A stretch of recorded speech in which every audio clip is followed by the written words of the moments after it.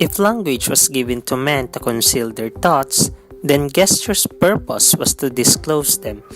A quote from Jan Napier: "Gestures, like body language, is a kind of nonverbal signals in which the speaker uses bodily movements or physical behavior as a form of communication that expresses or conveys feelings, intentions, and information. It includes someone's body posture, facial expressions, eye contacts or movements, and even hand gestures. Even for millions of years, our early ancestors have been using different kinds of nonverbal actions as part of their survival, in which they effectively communicate their needs, emotions, fears, and desires with each other." In the reading "What Everybody is Saying: An Ex-FBI Agent's Guide to Speed Reading People" by Joe Navarro and Marvin Carlins, PhD, they gave us some tips on how to observe and decode nonverbal communication successfully.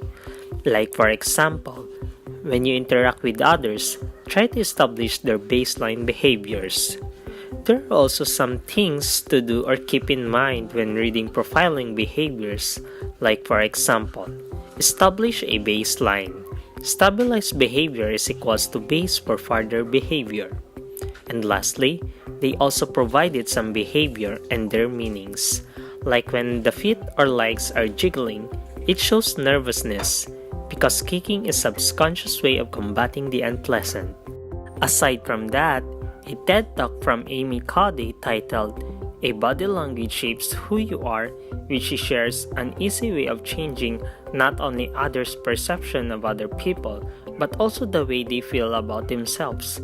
A perfect example of that is the power posing that uses arms or elbows, chin, and posture as nonverbal cues to demonstrate empowerment.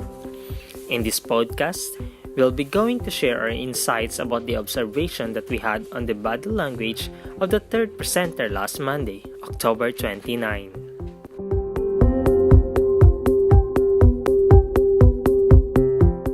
When we look and describe the body language of the group, we could say that they are a heterogeneous type, in the sense that each individual speakers have different ways of conveying their messages through their body languages.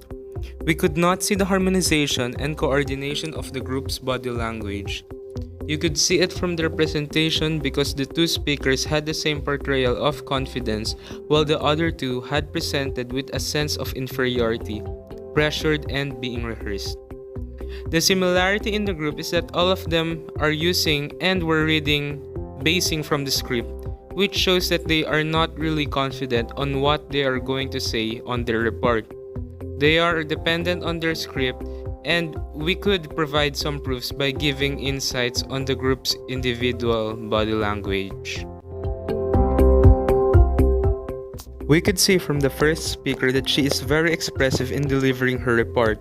If we base it from the reading by Joey Navarro, she is showing a smart use of body language by giving a strong shoulder shrug to every words that she has said in order to emphasize it. This also shows that she is very confident in what she is saying. She also used high eyebrows when she is explaining and emphasizing a word, which also shows confidence and positive feelings. Though she is reading a script, she does not forget to give the audience eye contact, and it makes her confident in what she actually is saying. She is also using hand gestures when pointing out on something to emphasize her points, which means she actually knows what she is saying.